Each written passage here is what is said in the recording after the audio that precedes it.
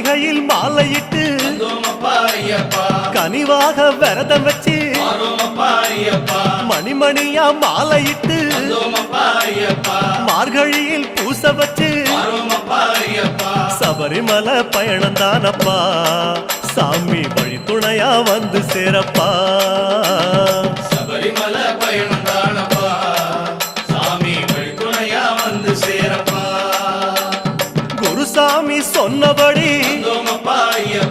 கூடி நல்ல விரதம் வச்சு